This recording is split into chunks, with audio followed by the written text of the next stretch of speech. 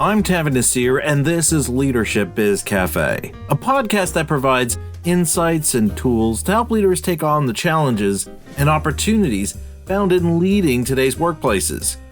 Leadership Biz Cafe is brought to you by Convey Leadership, our leadership firm that offers keynotes and corporate trainings in both in-person and virtual settings that will help you to improve the way you lead and guide your organization's growth and future successes. Now, if you've been enjoying my podcast and the insights and tools I've been sharing on how you can improve your leadership craft, and you're interested in having me expand on them with your team and organization, I'd like to invite you to check out my speaking page on our website at tavernasir.com to learn more about some of the topics I can discuss at your upcoming event. And now, I'd like to introduce my guest for this episode, Joel Garfinkle. Joel is the author of 11 books and over 300 articles on leadership. He's been recognized as one of the top 50 executive coaches in the United States, and his executive coaching clients include Google, Amazon, Microsoft, Deloitte, Ritz-Carlton, and the NBA. I've spoken with Joel many years ago on this podcast, and I've invited Joel to come back so we can talk about his latest book, the #1 Amazon bestseller, Executive Presence: Step into Your Power, Convey Confidence, and Lead with Conviction. Hi, Joel. Welcome to the Leadership Biz Cafe. It's nice to have you back. Yeah, thanks for having me. I'm very excited to speak to your audience and hopefully provide some value. So, Joel, the reason why I wanted to speak with you on the show again is to talk about your book, Executive Presence. Now, when we think of the idea of executive presence, most of us have a notion of what it is, but maybe it's not so clearly defined. So a great place for us to begin our discussion before we dive into your book is, how do you define executive presence, and how critical is it to our ability to succeed in an evolving work environment like we're seeing right now? First off, I have to say that it's amazing how many times people will say that they get together and they get feedback and they say, you need to improve your executive presence. And the individual says, well, can you be more descriptive? And they say, well, you got to improve your executive presence. They have a hard time being descriptive on what it means. And a lot of times people have confusion about what executive presence is. And if I had to define it in a clear way, I'd say people with executive presence have a kind of a reputation for making things happen. They radiate confidence in their interactions. It means they communicate with conviction and clarity. They avoid ambiguity, don't come across as unsure of themselves, and they have a kind of bold and decisive decision maker and come across as professional and competent. So to cultivate executive presence, it's important for people to look at how do they show up at work? How do they speak? How do they make decisions? Because the key thing about executive presence is people who have it exude a certain magnetism that grabs people's attentions, and people lean in and really want to listen to them. Right. And I'm so glad you brought up this phrase, Joel, of it's about how we're showing up, because I think for a lot of leaders, there's not a lot of thought and intention really put into that. I mean, they'll focus like for a meeting, okay, what's the agenda? What's the talking points I need to bring across?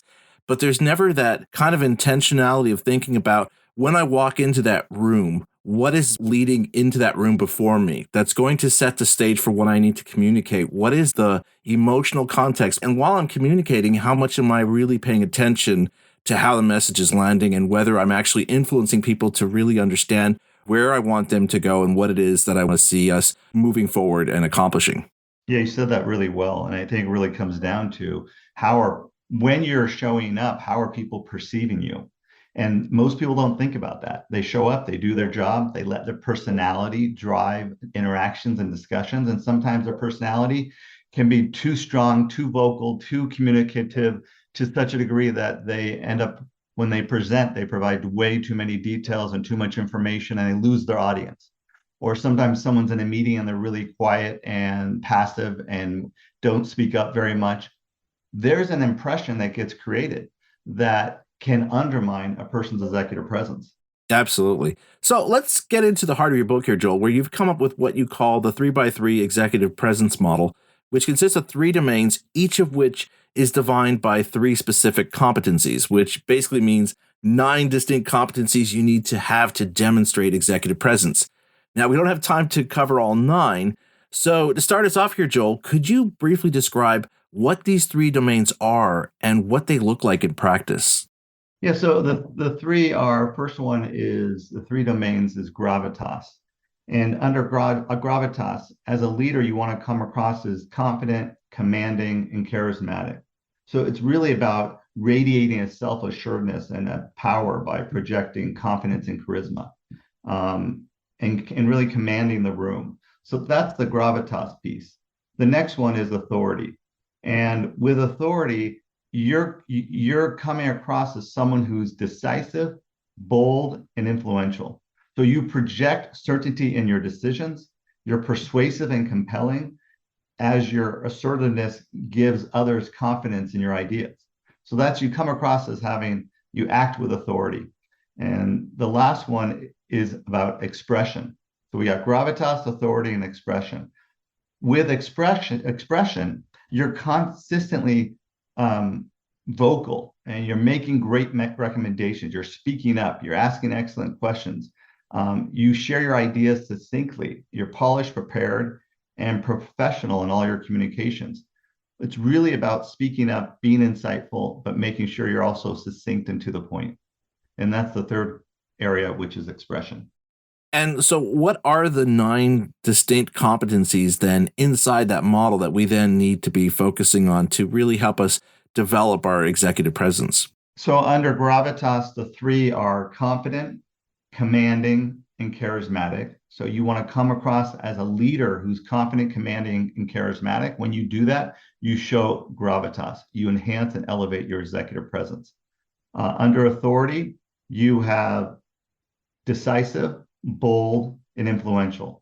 So this is how you want to act. You want to act as someone who is decisive, who's able to make bold decisions, and is able to influence others.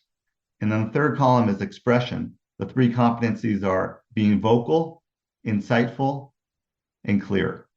I have to tell you, Joel, one thing I appreciated when reading about your executive presence model is how the competencies you describe here, and which you just mentioned and listed for us here, are things that anyone can develop and exhibit. Though I do think that for some leaders, especially women in leadership positions, they can find themselves getting pushback if they were to display such behaviors. For example, if a woman leader acts confident or commanding, they're often seen as being aggressive or bossy. Or if they're decisive or vocal, they get told by their colleagues that they're being difficult and loud. Now, both of us are men, and as such, we don't have that hands-on experience with dealing with that kind of gender bias. I know you have much experience working as an executive coach with women leaders on how they could develop their executive presence. So before we dive into those various competencies, could you offer some advice you've shared with the women leaders you've worked with on what they can do and how to view the development of these competencies that are needed for executive presence? It puts them in a difficult situation. And what I often have seen with women I've coached who've been in similar situations is I say how important it is to take the situation and the circumstance that they're in and decide, is this a time where my executive presence, I might need to dial it back a bit because I don't want to be perceived as arrogant or unapproachable or too aggressive. Because in this type of situation, some of the people in the audience where I'm showing up, whether it's a meeting or whether it's a presentation, whether it's a certain situation or project update, you have to look at the audience and look at the situation and recognize sometimes I need to dial back my executive presence and not come across too confident, too commanding. And then other times in situations, I need to dial it up so that you're not always acquiescing to the circumstances in the situation. You're reflective of what they are. And you're still recognizing I need to show up in my power, in my strength, and I need to show up in a way that shows confidence and command and charisma. But at the same time, sometimes I need to dial back because of the circumstances of the situation. And when I do that, it's going to help me not let my personality get in the way because of a bias someone else might have. Thanks for sharing that, Joel. I believe it's important for us to recognize this, not only because it is an added barrier women as well as various minority groups face in today's workplaces, but I don't want that to be a reason why they don't see this as something they can put into practice to help them succeed at leadership as well. That they think that when we're discussing these ideas of executive presence, well, that's fine if we're talking about white males, but when it comes to women and people of certain minority groups, it becomes a bigger challenge. So I'm not going to think that this is relevant. Whereas, as you just pointed out, it is relevant. We just have to modulate and kind of have a better context of how we're approaching, which interestingly is also one of the elements that you describe about executive presence, which applies to everyone, that you do have to understand that the way you present some of these competencies, it's not always the same in every situation with every person. You really have to have that self-awareness to understand when which type of competency should really be more prominent than others. Absolutely. And I think sometimes people could, oftentimes leaders I'm coaching come to situations, especially with someone who's more senior than them, and they will put themselves in a position of holding themselves back because that person's in a position of power or authority, and be more tentative and hesitant. And it's really important that you show up in your power. Don't give your power away to someone who's in a position of power. Still hold your ground and come from some strength and clarity of the value you do offer. And that's important, to not minimize yourself in any way. And so a lot of times I get leaders who are put in situations where they do hold themselves back a bit. And I think that's the part that we want to really watch out for. I love the fact that you keep bringing this point of not delegating or putting down your own power, which is not just based on your title or position. I think what's important for people to understand is that we also have to look at these situations and remind ourselves that we were hired to do this position because people saw that we had value to bring to the team, to the organization. And that's what we're talking about when we're discussing about our power. It's that there are abilities, there's experiences, there's insights that we bring to the table, which are uniquely ours, which is why we were given this opportunity. And so we shouldn't overlook that as we start to get more comfortable in this role, that those ideas and that power no longer is relevant or pertinent. You said that so well. It's our knowledge and our expertise that we want to fully bring to all situations. Thus, if we hold ourselves back in any way by being less vocal, by not being bold, by being less decisive and being more indecisive and tentative, we're not then letting others know all the knowledge and all the insights and all the credibility that we bring to situations. And so the more we can show up fully in our power, the more the leadership in the company takes advantage of our competence, and the more engaged we feel in the work we do. Okay, so let's look at that first domain in your executive presence model, gravitas. And there's a great point you make about this domain, and that is that this is about something we discussed earlier.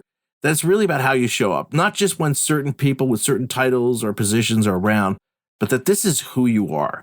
And gravitas requires us having three competencies, which you mentioned earlier, of being confident, commanding, and charismatic.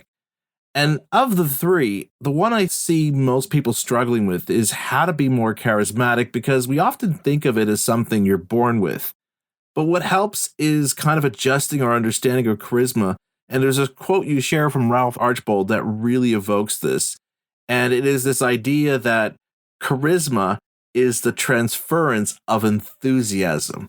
And I really like that idea that we start realizing, again, it's something we've been discussing just in broad strokes, but it's this idea of what it is that we are presenting or bringing forth through our interactions with people and what we're communicating, what we're messaging. So how do we develop this competency and use it towards building our executive presence here, Joel? I'm thinking of a leader I'm working with right now who he had trouble with the charismatic competency of the 9 executive presence competencies. And he said, he's more soft-spoken. He's Asian. He was raised to be more humble and soft-spoken, a little more quiet voice. He's not the most demonstrative and powerful person in the room. Yet he just got a new role. And in this role, he has a tremendous amount of responsibility, leadership, and oversees a huge, large number of people and projects, and realizes that the amount of charisma he needs to bring to his work needed to be elevated.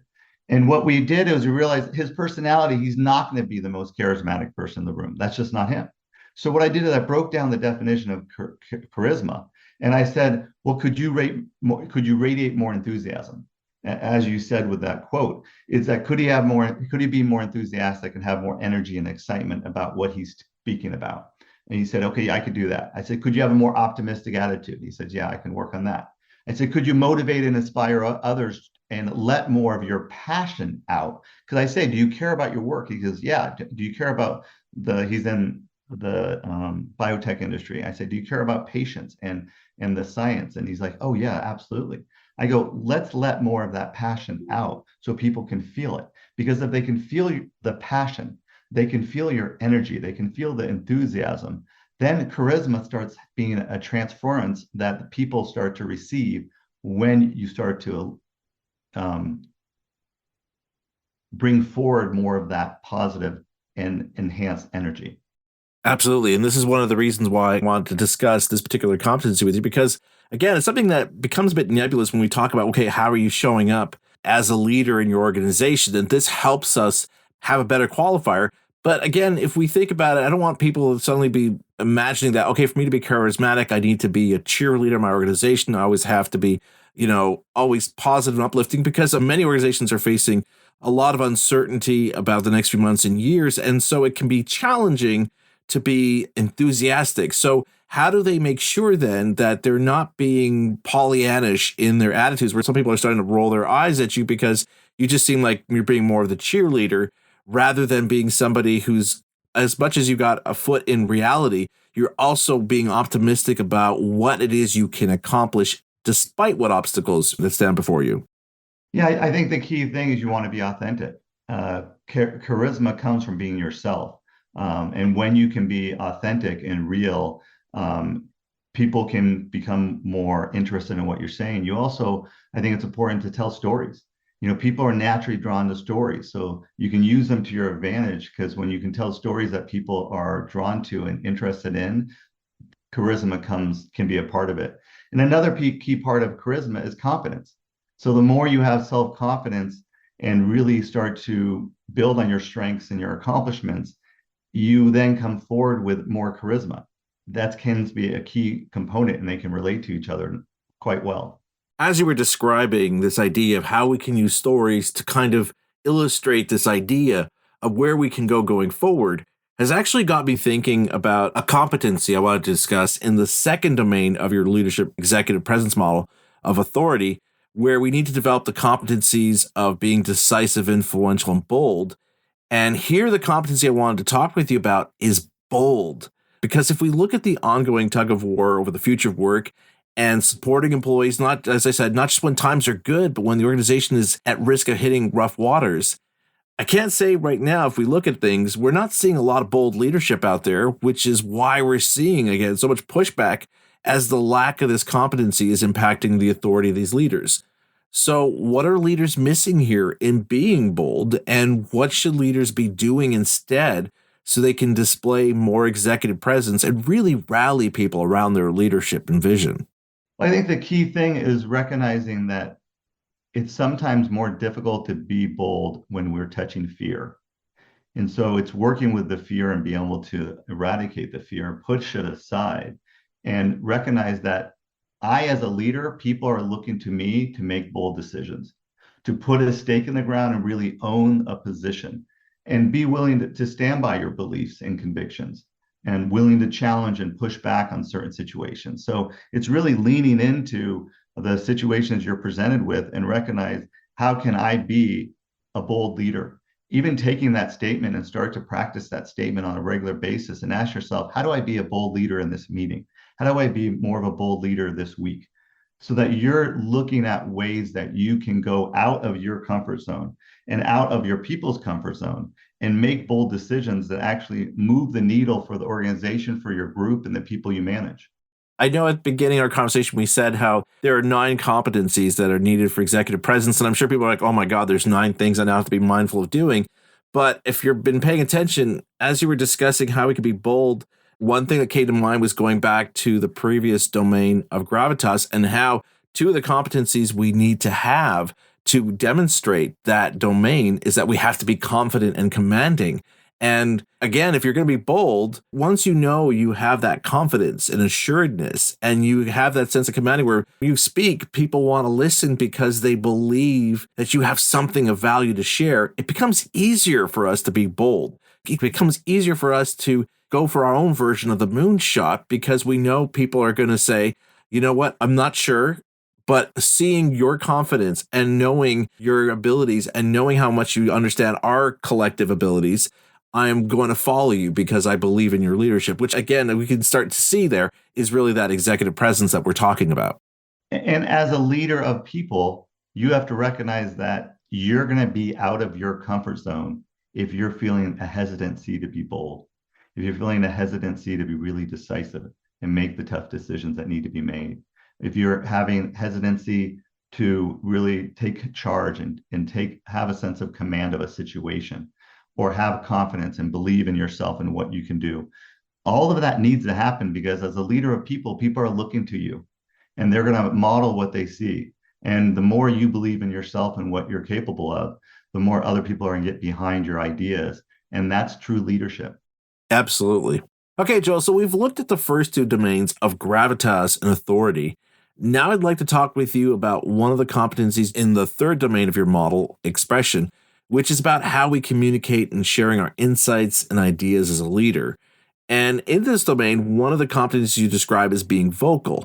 Now, in many cases, when we talk about communication and leadership, the problem tends to be leaders who are not truly listening to understand what their employees are telling them. So, could you explain how being more vocal as a leader addresses those numerous study findings where employees say they don't feel heard and understood by those in charge, and consequently allows us as leaders to exude executive presence, which, as we said at the start of our discussion, is key to our ability to succeed at leadership? Well, a lot of times people aren't being heard. It makes me think about many leaders I've worked with over the years, and this is specifically tied to women, because I've had women leaders I've coached who've said this has happened. They've been in a meeting and they say something, and then no one really responds to what they said. And 5 minutes later, a male leader says the same thing, and everyone says, "Oh, that's a great idea," and they run with that idea.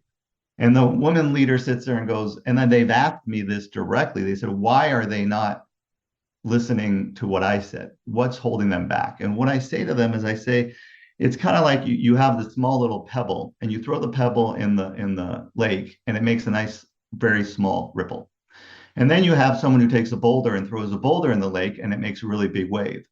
And the whole idea here is, how do you speak up and be vocal in such a way that your presence and your command and how you speak and how you show up with the idea you're sharing has so much weight to it, or we can call it gravitas, that other people hear and know that's an idea from so-and-so. They can feel it, versus if it's subtle, hesitant, tentative, you're questioning yourself. So you deliver a very tentative, passive message that no one really gets behind.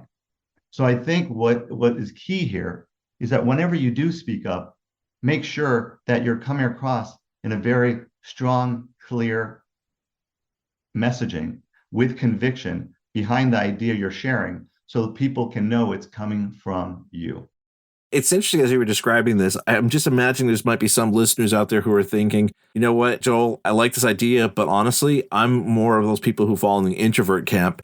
And I'm the kind of person who, attends a meeting and I like to go back to my office or go back to my desk, reflect on what's said, gather my thoughts, and then I have ideas. And so it's hard for me when I go to a meeting to present those ideas because I tend to be the person who likes to just sit quietly and maybe share in an email or share in a text message or on Slack. And again, as you pointed out, it's hard then for people to necessarily recognize the source when it's not in front of them. So in those cases, what are some things someone can do so that they can be more vocal and thereby succeed at becoming better at their executive presence?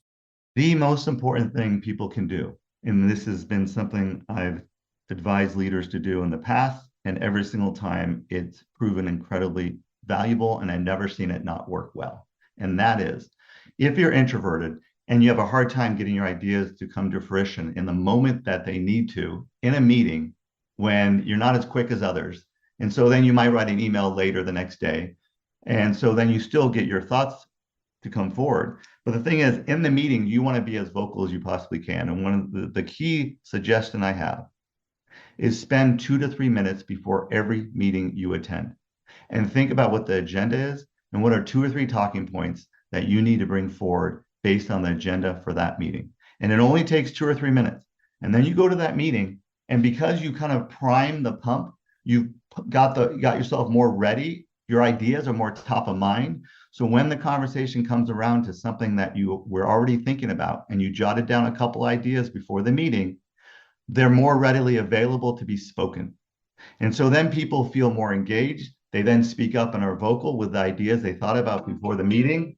And that puts them in a position where they're actually able to share the key insights that they want to, and they become more vocal, all because they spent time preparing ahead of time for every meeting they attend. I think it demonstrates that we have to strike a fine balance between making sure we're communicating consistently in however way we want to do that and clearly for what we stand for and what we're trying to do. But at the same time, we're also making sure that people see and understand the source of that, where it's coming from, and giving us the credit that it's ours, right? Again, going back to the example that you're the source, you're the origin of this idea. And to use that analogy you had about throwing a rock into a lake, creating a bigger ripple that helps you strengthen and build your executive presence. And I just want to add that for introverts who can refrain from speaking up, you got to realize that your opinions really matter and you want to add value to the conversation.